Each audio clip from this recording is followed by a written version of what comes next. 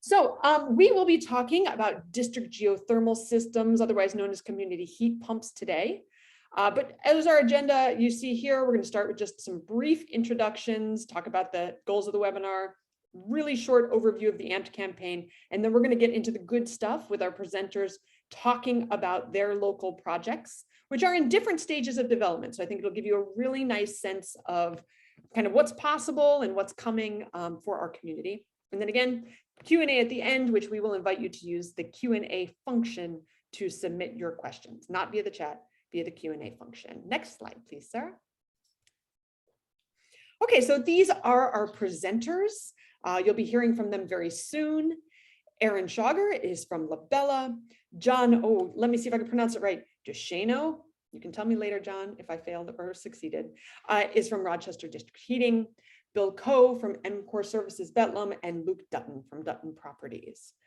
So these guys have really great information to share with you today, and I look forward to getting on to them. And again, if you are just joining us, please introduce yourselves via the chat so we also know who you are. Next slide, please, Sarah. All right, we are here to talk about projects that are both completed and in progress here in our community. We want to get that insider perspective on what the challenges and benefits are. So, I've had a chance to preview the slides a little bit, and oh my goodness, do they have a lot of great information to share. I know I'm going to learn a lot here. I think we all will. And really the purpose of this is we want to help you understand what the possibilities are. So perhaps you can get started or get plugged into one of these systems. Next slide, please, Sarah. The AMPED campaign is focused on mitigating the impacts of climate change by reducing carbon pollution caused by fossil fuels through the promotion of beneficial electrification in our region. And for those who aren't familiar, beneficial electrification simply means taking all those energy needs that we have that we currently use fossil fuels, burn fossil fuels for, and switching over to technologies that run off of electricity because electricity can be sourced from renewables. So vehicles, buildings both lend themselves quite well to electrification. And so this idea of go all electric is where we need to be headed as a community. Next slide, please, Sarah. So various different funders, but I want to especially acknowledge today RG&E and their support that has helped us to bring this webinar to you. And I think there are maybe a handful of RG&E and NYSEG people joining us today. So thank you both for your financial support and your participation today. Obviously, this is a solution for our community that you have a very important role to play in advancing in a lot of different ways. So thank you, thank you, thank you to RG&E for making this possible. Next slide, please, Sarah. Here you see the organizations that are represented on the AMPED steering committee, diverse range of perspectives that they bring. And those logos there on the other side, those are our creative partners who have helped develop the AMPED resources that we will be sharing with you a little more at the end. Next slide. All right, so that was my piece. I'm going to pass it over to Aaron from LaBella, who will be telling you about their project. Aaron, take it away. Hey everyone, thanks for having me. Next slide, please. I'm going to be giving you a high-level overview of district geothermal systems, how they work, and then I'll talk about a project in the Rochester area that we have starting up. Next slide, please. So my name is Aaron Schauger. I am an energy engineer working out of our Buffalo office. I am in LaBella's energy group. I have experience working on a variety of different projects, ranging from building efficiency projects, renewable energy design, and in recent years, district geothermal systems. Next slide, please. So first, in case you're not aware of who we are, I'm going to plug LaBella real quickly. We are an employee-owned firm headquartered in Rochester with offices spread across the East Coast. We have just over 1,300 employees, 850 of which are located in our 13 New York State offices. And what kind of presentation would this be if I didn't showcase LaBella's new partnership with the Buffalo Bills as the official architecture and engineering partner of the Buffalo Bills? Next slide, please. Like I mentioned, LaBella is a full service firm. We've got a pretty broad range of disciplines ranging from architecture to building engineering, civil engineering, power systems, all the way through waste and recycling. So we've got a pretty cool range of projects going on across our company. Next slide, please. And the group I work with within our buildings engineering division is our energy and commissioning group. We have some of our core services listed there, and we provide a variety of work ranging from building efficiency audits, turnkey audit design build projects, energy feasibility and master planning studies, commissioning, and now renewable energy design services. Next slide, please. So now kicking off with the content of today's presentation, I'm going to give an overview of what district geothermal is and how it can benefit our communities at a high level. So next slide. In order to do that, I think is appropriate to take a step back and provide some context. So we're all aware of the climate crisis and the role that emissions play in that. And one of the largest sources of emissions is from the generation and consumption of energy. On the next slide, we have we've highlighted energy use in buildings, and 40% of that pie is actually due to space conditioning. So that's heating, cooling, and ventilation. And that is the area where clean heating and cooling technologies can really help. The prominent source of heating in buildings in the past has been through the use of fossil fuels. And we are seeing a paradigm shift in the way our industry is designing buildings, transitioning to electric heating. And I have a comparison of current emissions through electric heating and compared to fossil fuels on the bottom left. And you can note that, as it is right now, electricity has significantly less carbon emissions per BTU of heat generated, and that's only going to decrease as the New York State transitions to 100% renewable electricity generated by 2040. So moral of the story here, something we already know, electric heating has significantly less emissions compared to fossil fuels, and that will become even less in the coming years. So next slide, please. Electric heating is not without its challenges. A big concern in converting fossil fuels to electric heating is the potential to overwhelm the surrounding electric infrastructure.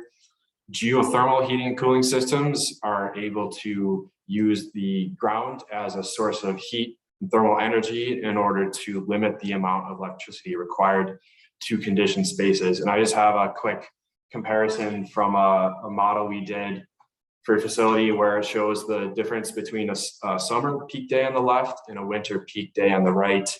And you can see where an existing peak, if you transition from fossil fuel heating to electric resistance heating or air source heat pumps, you might have to beef up your electric infrastructure a little bit to meet those peak loads. While in a lot of cases in the New York region, ground source heat pumps don't require that additional electric infrastructure. Moving on to the next slide.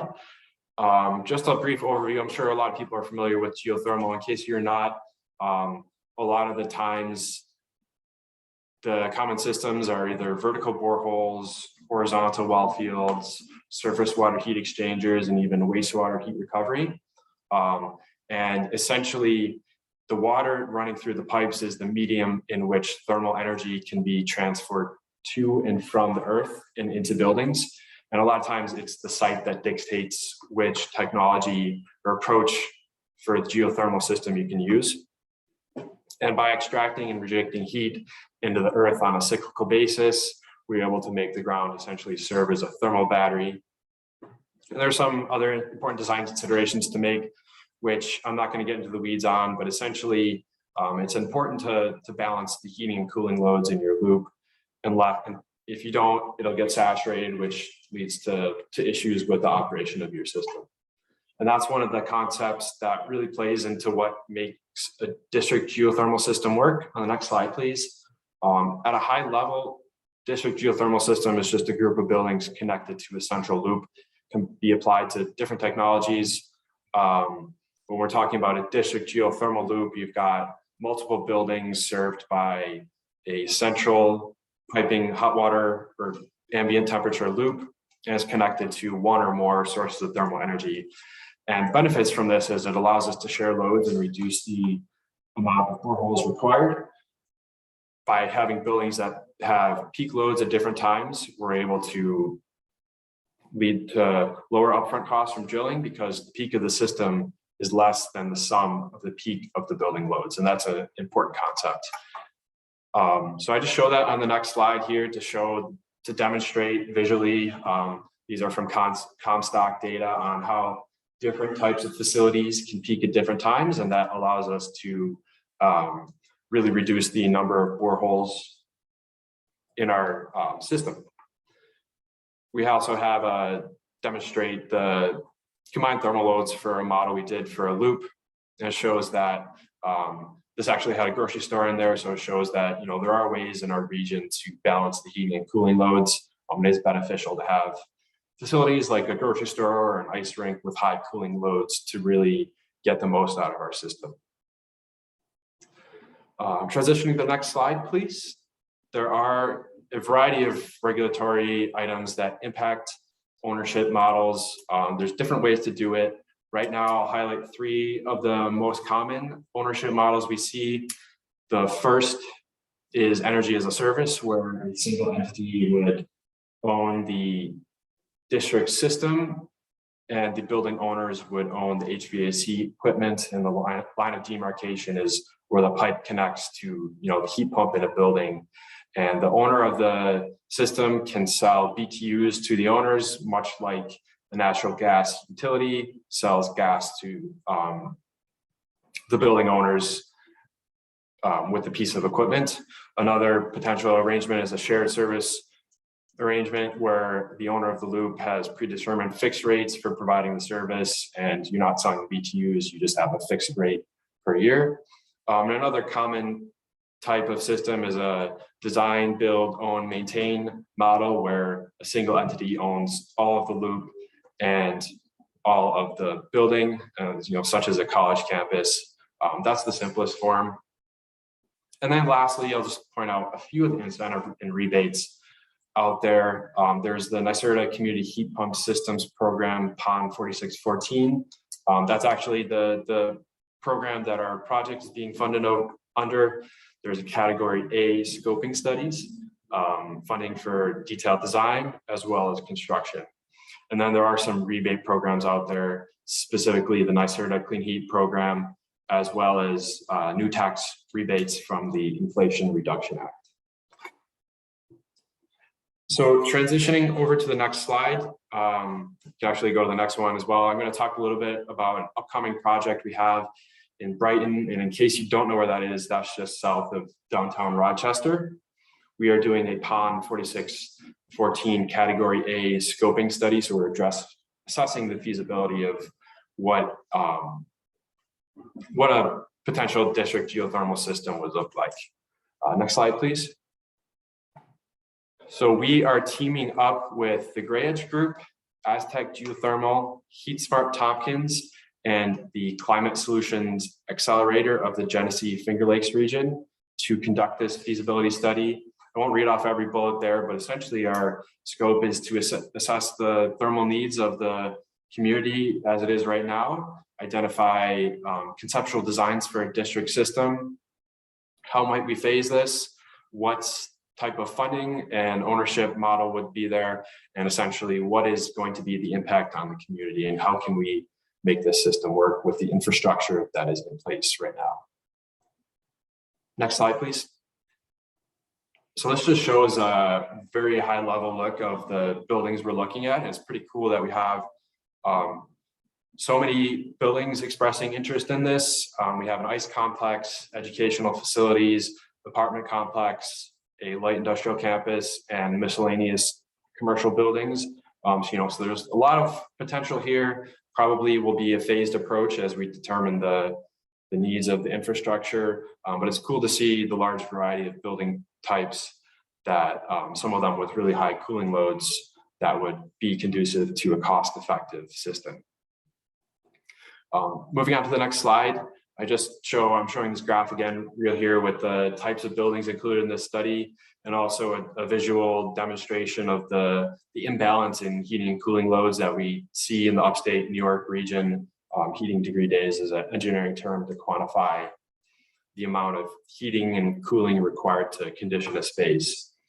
So, again, we have some really good load diversity in this project, and we're really excited to get started. So next steps, next slide, please. We're finalizing contracts with NYSERDA.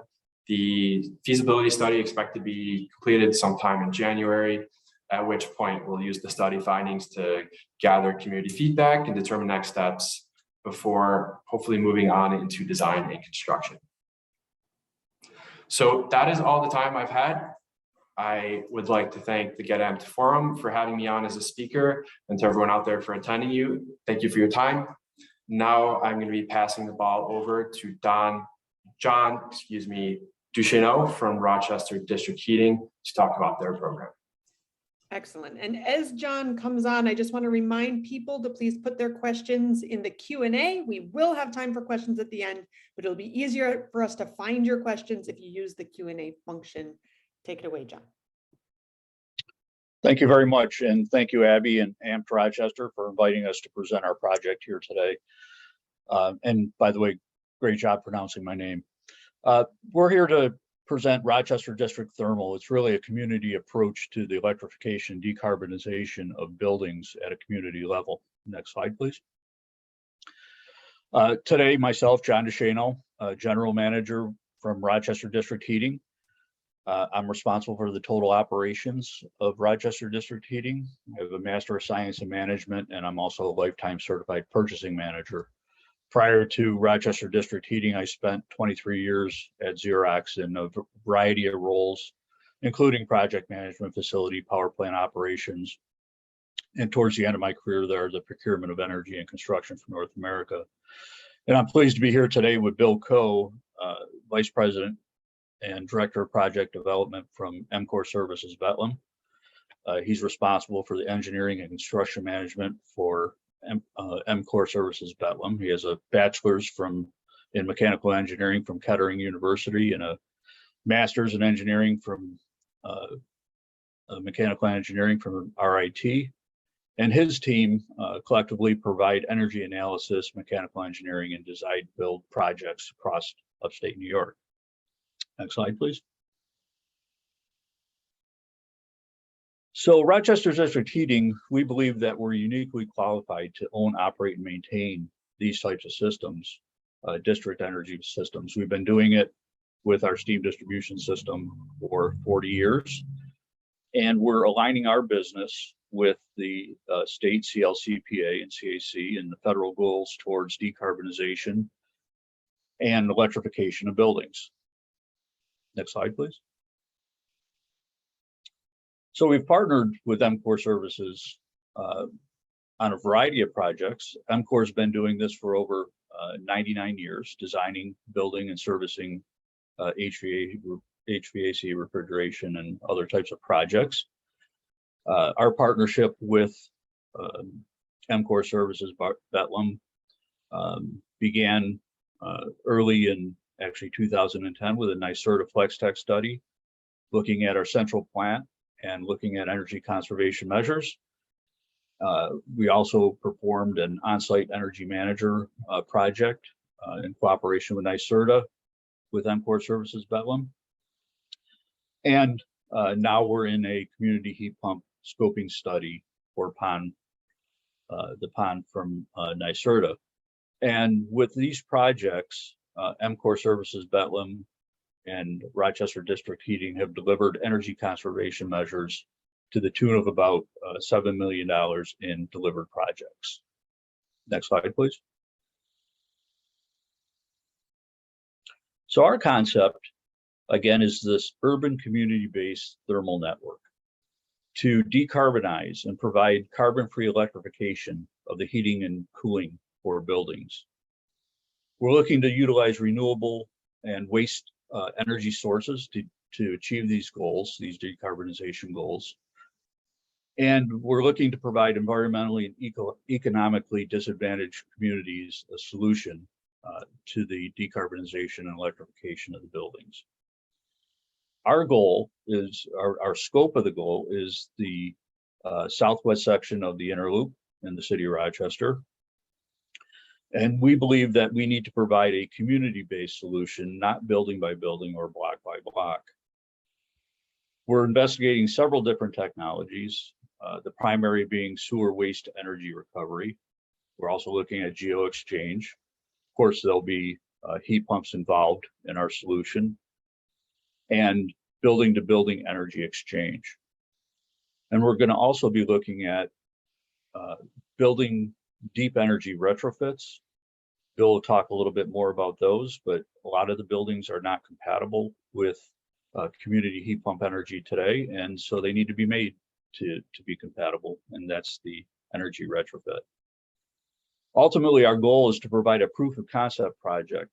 We want this to be scalable and repeatable so that it can be used again and again throughout the city of Rochester and other communities in the state and country. Next slide, please. So similar to Aaron from LaBella, we are under NYSERDA PON 4614, the community heat pump PON. It's a competitive solicitation, and we were selected to move into this scoping study. Within PON 4614, there are actually 4 categories, category A through D, and we are currently in category A for the site-specific scoping. Within category A, there are multiple tasks, 5 of them. And we've completed task 1, which is the member outreach, authorities having jurisdiction discussions, and preliminary benefits. Each of these tasks end with a go, no-go decision by NYSERDA. And with task 1, we received a go decision, moved into task 2, where we did a complete building thermal energy analysis and looked at some pre-designed concepts of the system. Again, we were approved as a go by NYSERDA, and we are now moving into task 3, where we're going to further develop the systems and technologies, and should have that complete in November of this year. Next slide, please. So at this point, I'm going to turn it over to Bill Coe. Again, EMCOR Services Bethlehem is acting as our project partner and technical advisor, and Bill will take you through some of the technical aspects of our project. Thank you. Yeah, thanks, John. Thanks, Abby, and thank you, Sarah, for putting this all together. It's a lot of exciting projects here, so it's pretty neat to see the different stages of all of these projects too, and we're all kind of going down the same path. And it's exciting to be able to learn from each other as we go down these paths, and from everything that Aaron's doing, and then the next presentation that Luke's doing too, be able to collaborate and actually bring some of these projects into action. So it's really cool. So on the conceptual diagram that we have shown here, this is a sample from an urban concept, which uses a lot of the same systems and technologies that we're investigating in our scoping study that John described. So you can see all of the buildings in the downtown environment, similar to what we have in our southwest area of Rochester. And the technologies include the sewer heat recovery systems, which could be at main trunks within the sewer or at the individual buildings. We're looking at the distributed geo exchange systems. Each one of these, as Aaron described already, so I won't touch base too much on those. But each one of these systems would feed energy into an ambient temperature loop downtown. So we'd have a supply and return that would circulate throughout the city footprint, and then each one of the buildings could tap into that ambient temperature water and utilize that water in combination with heat pumps within their own facility to be able to condition their buildings. So this is a pretty neat conceptual diagram. It's very similar to the system that we're looking at. Next slide. So here's a preliminary concept as well for our system. Again, we're looking at the ambient temperature loop, which can be shown in the green diagram in the center. And then going on the left side, we're looking at the major energy source that we'd be using for our system is the sewer heat recovery.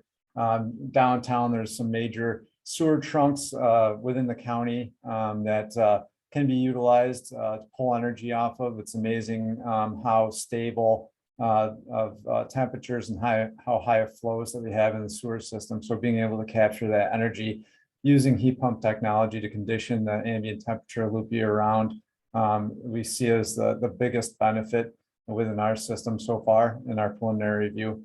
Down below sewer heat recovery, we'll be investigating as well, incorporating thermal storage.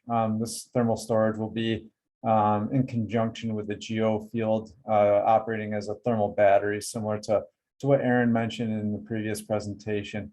As a supplemental heating source, we'll be looking at using the existing RDH steam plant. It's kind of as a phased solution as we migrate off of our carbon heating or towards our carbon-free heating solution. So we'll be incorporating, to make this project more cost effective, we'll be looking at those peaking conditions, and then where necessary, we may incorporate heat exchangers to be able to condition that loop when necessary using the existing systems that are already in place in downtown Rochester. Below that, we'll have our geo well field solution incorporated to some extent. And then on the right, we've got our new Rochester district thermal consumers and prosumers. So within the area that we're looking at, we do have some major heat sources within the Blue Cross arena. We've got some data centers that are within our scope of study. So capturing the heat from those buildings and being able to use that heat within the loop will be very beneficial. And then in the middle, we're looking to offset any additional electric load based on the distribution systems with solar PV located downtown. All right, next slide. So in our study now, we've got 28 member buildings. You can see them located on the map. So I think we're over 5 million square feet. We've got member buildings, a lot of them consisting of current RDH members that are on their steam loop. So it's exciting to see a lot of the membership already looking forward at ways to decarbonize their building and getting off of or transitioning from the steam system to a carbon-free solution, as well as a lot of different entities. And that's one of the things that makes this project so unique and so interesting, is that we've got collaboration between private entities. You can see the county buildings are involved, folks from the city of Rochester and their buildings. So it's really been exciting to bring the team together and have conversations about the best way to approach these solutions during the scoping study. So overall, I think we have about 5 million square feet that have of buildings that have agreed to participate, and that's a total of 28. Next slide. So we've gone through and evaluated each one of the member buildings, and we've built energy models of each building so that we can see what their heating and cooling needs are on an individual basis each hour throughout the year. So the idea is, once we understand what those thermal needs are, once we aggregate all those buildings, then we can start to understand how we can share energy amongst the buildings, and then what our remaining heating and cooling needs would be for that entire loop. So as we started to model each one of these buildings, we saw that about 47% of the energy consumption was from fossil fuels. So obviously, our goal is to electrify that entire 47% and bring that down to zero. So far, with the 28 buildings that we have, that would be equal of about 3,500 tons of cooling and the equivalent of about 53,000 pounds per hour of steam heating. One point here too, just to quickly touch on, is in our existing and our model data that we put together so far, our electric demand is about 16 megawatts. So Aaron mentioned in his previous presentation about the electrical infrastructure having the ability to handle these electric loads. So that's one key point that we're focusing on and monitoring the existing electric demand of the buildings. Next slide. So as we put all of these buildings together, you can see the data that we've modeled. We're looking at the loop capacities for heating and cooling. And this graph helps show where the buildings, once we aggregate the data, which buildings are in heating and which buildings are in cooling. Obviously, this energy will be pulled from and put into our ambient temperature loop. So we can see that there's a large opportunity throughout the year where some buildings have heating requirements and others have cooling requirements. Next slide. At the same time, we are evaluating these 28 buildings. We're also looking at putting in a system that can be expandable. So we've taken a high level look at all of the buildings that is within the southwest area of the inner loop within the red region here, to start estimating the total capacity of what a combined system would be if we had this entire region on the loop. If that were the case, we're looking at about a cooling capacity of about 6,750 tons and about 99,000 kV2 per hour of heating. So we're getting pretty big. Next slide. So back on the power transmission concerns. So as we start to design our systems and define our technologies that we're going to use within the loop itself, we look at the different coefficient of performance of the systems as a whole. So obviously a coefficient of performance, well, just to back up a little bit, sorry. The coefficient of performance is a measure of the efficiency of the heat pumps and the systems that will be converting the energy into useful energy for the buildings. So as we increase the coefficient of performance on the charts to the right, we go from 1 to a 4 as an example. We're looking at the demand requirements of the system. So our goal obviously is to get as close to the 4 as possible. So if that's the case, we could really reduce the demand requirements of converting these buildings to clean electric energy and make it a more practical project for the region. Next slide. So what this means from a greenhouse gas emission standpoint. So if we're able to convert these buildings into a clean electric infrastructure, we're looking at a baseline. Our existing greenhouse gas emissions are about 25,000 tons of carbon per year. If we go to an all-electric system, which would be a COP of 1, we would be reducing that to about 21,000 tons. So if we're able to improve the efficiency of the overall system and bring that COP, that coefficient of performance, up to a 4, then it would mean a 79% reduction in greenhouse gas emissions using the electrical generation systems that are already in place, and then obviously bringing that to 0 if we can generate or meet the state's goals of using renewable resources to generate that electricity. What this means is it's the equivalent of about 23,000 acres of U.S. forest, over 4,000 cars removed off the road, or almost 22 million pounds of coal burned equivalency. Next slide. As we move forward with our project, we're going to be looking at different funding sources to get this put in place. We're looking at running the project through the different NYSERDA programs into category B and C, as was previously described. And we'll be leveraging the New York State Green Bank, looking for different methodologies of financing and state and federal grants. Next slide. So our project, where we stand now. So we've done some preliminary planning. We've looked at feasibility of using different systems as we started up our NYSERDA scoping study.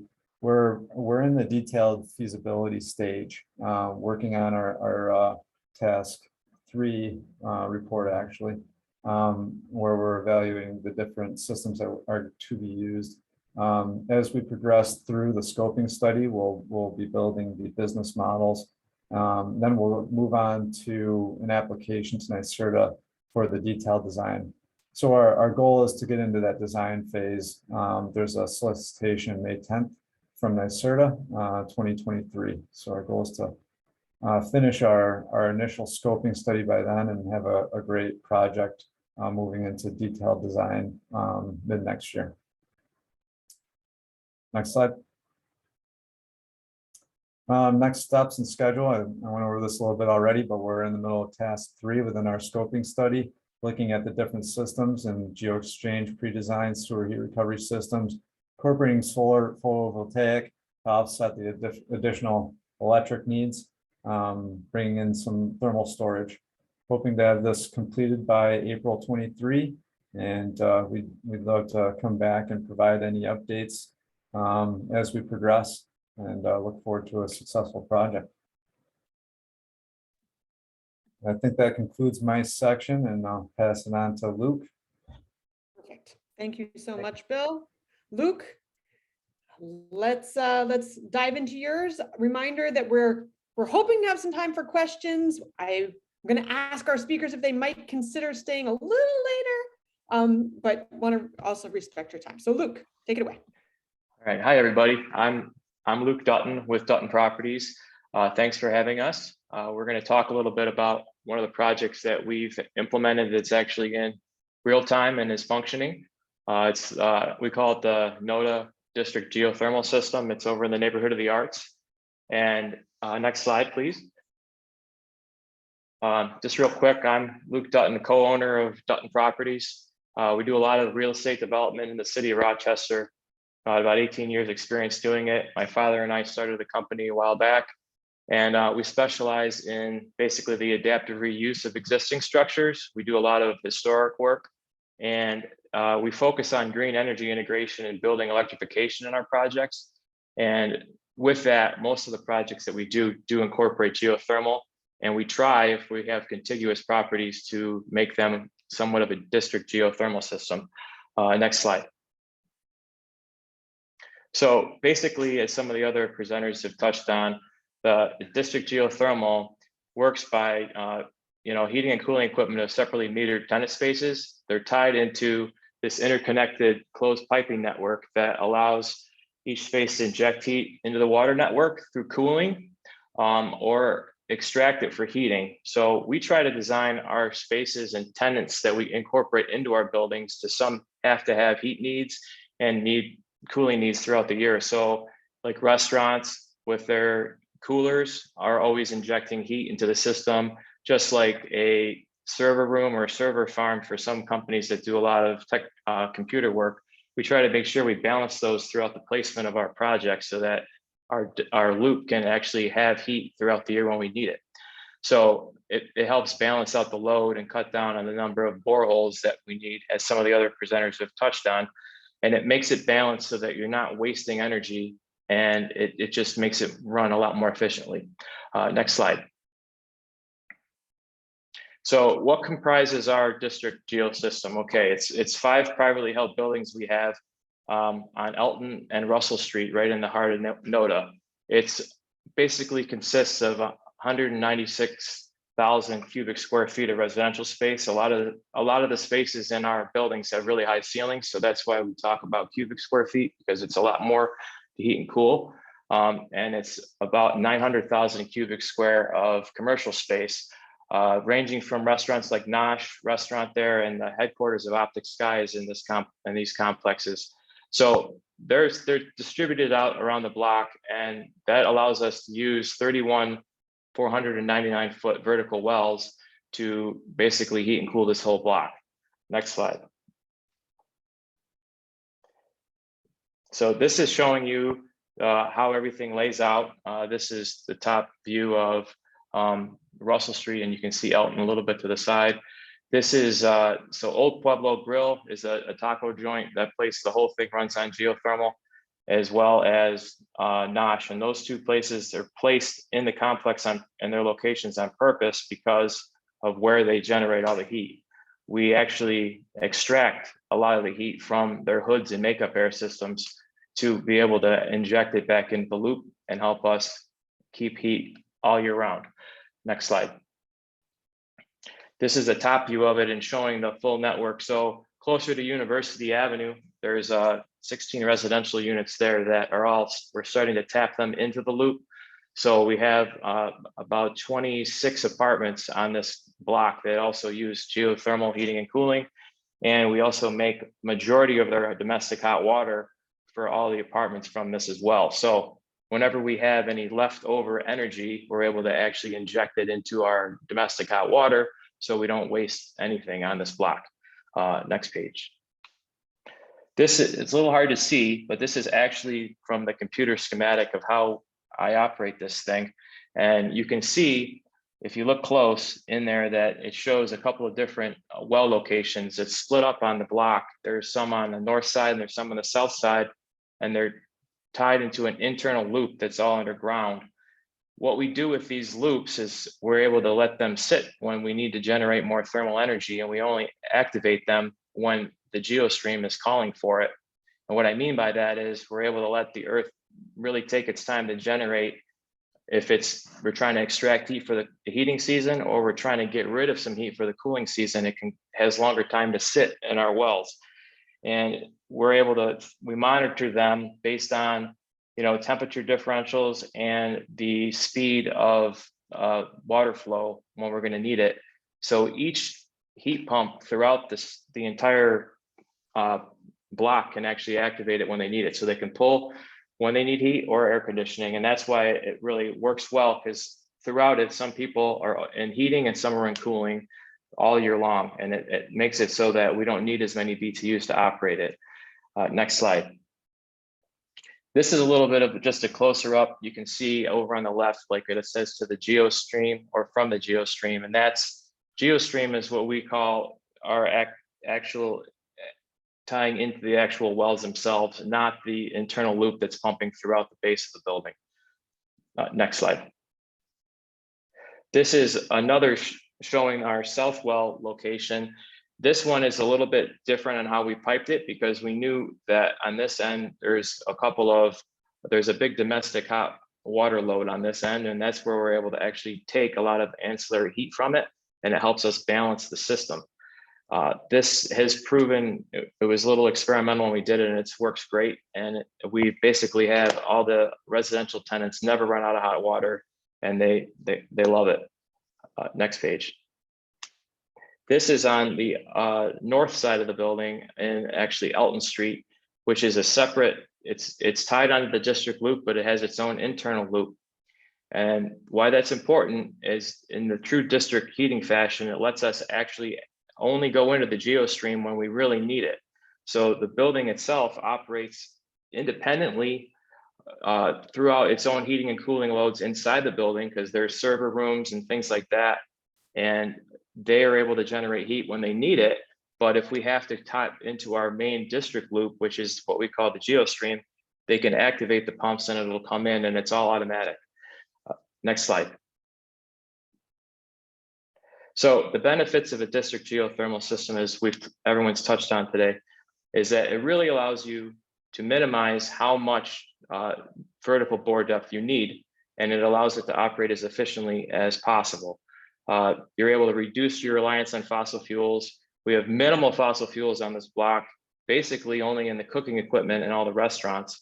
And then with that, because they're using and generating BTUs, because we can extract that from the heat exchangers that are inside the makeup air systems, it allows us to really not waste very much of those fossil fuel energy.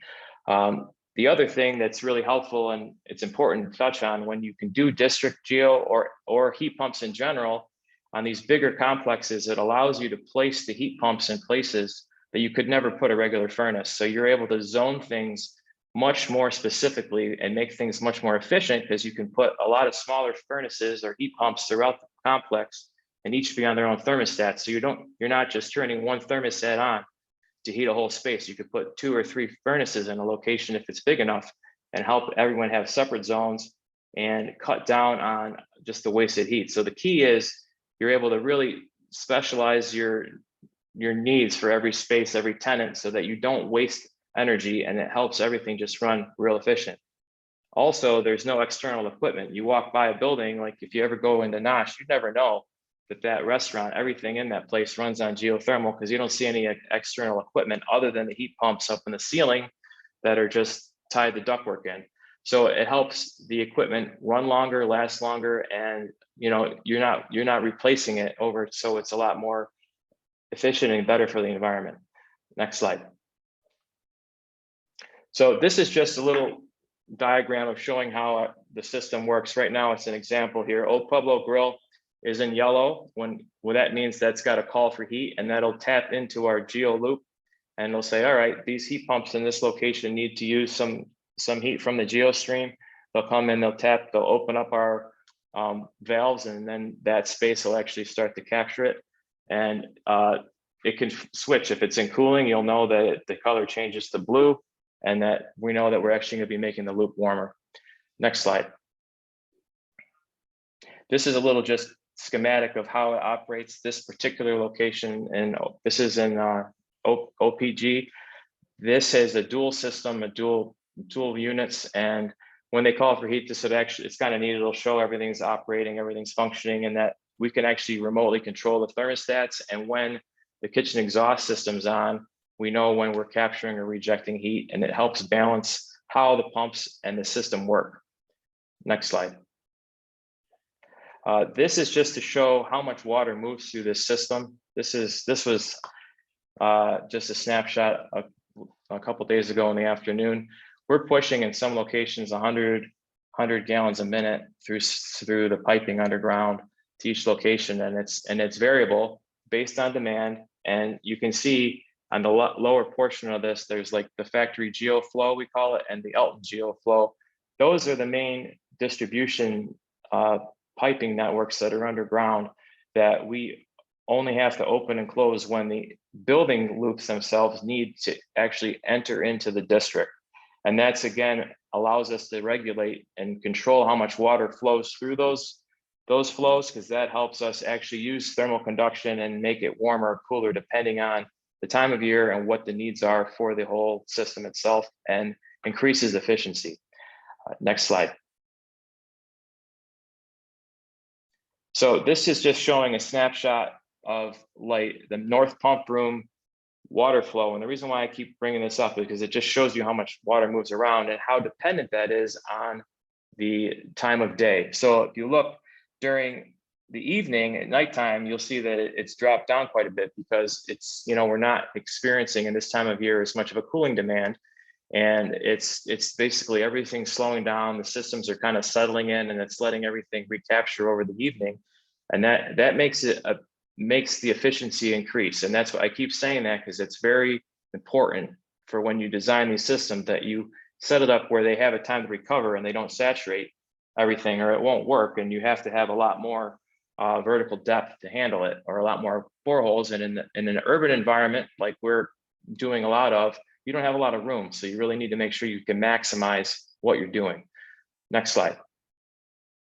A couple interesting facts about our district, just it's kind of neat. So, and like we've touched on in Nosh, we actually capture a lot of the excess heat through the exhaust hoods with a big heat exchanger that's hiding up on the upper deck. And it makes a big difference in how we actually heat the system in that side of the building during the wintertime. And also we do that with all of the coolers in that space. We even make all of the ice cubes in that building are all made through a geothermal system. So we don't waste any of the heat that's created through the condensing, like the beer coolers, the wine coolers, everything in that place runs on, or like 85% of it runs on straight up geothermal systems. And it really helps us add heat when we need it in the wintertime. We're able to incorporate some interesting items in this complex. One of the tenants we have is a florist, and we were able to take this neat old antique flower cooler and tie it in and make it actually run geothermally, so that we're not wasting any energy, and we're able to take this really cool heirloom piece and make it actually operate in that fashion. And you don't even know it's doing it, and that's why we like it. It hides the system, it works really well, and it just performs, and the costs are so much lower to operate it. There's about 6 miles of piping in our network because of all the branch networks underground and all the vertical boreholes. You'd never think that, but it's just tons and tons of pipe, and that's how we're able to connect everything effectively underground. And we, during peak times, we move hundreds of gallons a minute, depending on demand. So you just don't realize how often you're transferring thermal energy in these systems and how well it works. The next slide. So that's it. Thank you very much. Great, thank you so much, Luke. So we're going to ask all of our panelists to come back on video, and we're going to answer just a few of the Q&As that came in through the chat. We appreciate those questions. I will field the first one to Luke because it'll be, he was just talking. We had two questions. Does the Dutton system have a heater or heat added anywhere in the loop just in case? And how does geothermal affect an owner or operator's water bill? Seems like usage is much higher, but I'm not positive I understand whose water it is. So maybe you can, your opinion. Okay, so we have system set up where if we wanted to add heat to the system, we could. We design it so that we can add boilers if we need to, but currently we are not operating that in the Russell Street building. We don't need to do that because we have enough heating made from all the coolers and server rooms and everything like that. So we actually don't have to inject heat. As far as the water goes, that's the misconception that a lot of people have. It's a closed loop. And what that means is once we fill it up with water, we don't add any more water to it. So there's no, other than the upfront cost of filling everything up, which isn't too bad, you never actually add water to it again. If your system doesn't have any leaks in it, which luckily ours currently doesn't. So you're not paying any additional water for it. It's just basically the water is your medium to move the thermal energy around. So it's just transferring around inside closed pipes. So that's how that works. Great, thanks, Luke. Yeah. This next one is for either Bill or John. Is the piloting of the section near the inner loop in anticipation of the coming fill-in of the north section of the inner loop and the subsequent creation of new development sites? Yeah, I'll take that, Bill. Okay. Our selection was predominantly based on the portfolio of buildings in the southwest corner of the inner loop. We were looking at a lot of municipal buildings with the city county owned buildings and diversity with privately owned buildings and churches and other things in that area. It was totally independent of the infill of the north inner loop. But with that said, during the presentation, I mentioned that we want to have a proof of concept, a project that can be picked up and delivered in other areas. And those will be sections that once we've delivered this project and proved that it's successful, that we could look at other areas in Rochester, Monroe County, the state, and even beyond, and replicate what we've done or will be doing here in Rochester. Great, thank you. The next one is someone mentioning they have their own geothermal system. They've received questions in the past about whether the well drilling with a diesel rig cancels out the climate benefits of having a geothermal system. Does anyone want to speak to, is there validity in that statement that the climate cost of the construction cancel out the benefits? I would say from firsthand experience, it definitely does not. Yes, you do have the construction up front and the cost or the diesel to drill it, but watching how like our utility bills for all the common areas on our projects are so low, the amount of consumption that we use electrically it's ridiculous. It's like to operate the whole common areas and all the heat pumps, like just for example, all of the pumping systems, the common area heating and cooling equipment, lighting, everything for our complex on Neighborhood of the Arts there, it's like $1,600 a month to run the whole thing. So that means we're using like no electricity to operate it, and everything's on, and everyone's functioning in the space. So replicate that a couple of times, you quickly are cutting down on any environmental impact from the diesel from drilling those rigs. And when they set it up, they can drill, if you have a proficient company come there, you can drill a well in a day. So you get that done, and then after that you're basically no longer using any more fossil fuels to operate anything. Yeah, I think the only thing that I would add to that is these geothermal systems. It's not a short-term investment. They're 50 years plus useful life. So as opposed to a conventional furnace that might be a 10 to 15 year expected useful life, these are true long-term assets. So the small upfront cost that Luke mentioned is definitely offset by the long life of the system. Great, thank you both. And our last ones, we'll give some questions to Aaron from LaBella. There's a question, are any of these rebates federal or are they all state specific? And then the second question, if you can remember both, for a district system as scoped for Brighton, what type of head end system with pumps and equipment would be needed? I expect a building would be positioned somewhere inside the district. Is this true? Yes, I'll take the second one first. We don't really know what the pumping load is going to be, and it will be quite significant to circulate water through the loop. So I can't really give you a number on that, but I will say that a lot of systems do have pumping houses located throughout the loop to circulate water through. They can be pretty small, and I've even seen sometimes they're located underground. So there's definitely options for that. And in terms of the funding opportunities, the rebates, the NYSERDA Clean Heat Program is New York State specific. The Inflation Reduction Act rebates, those are federal rebates at this time. So there's both. Great.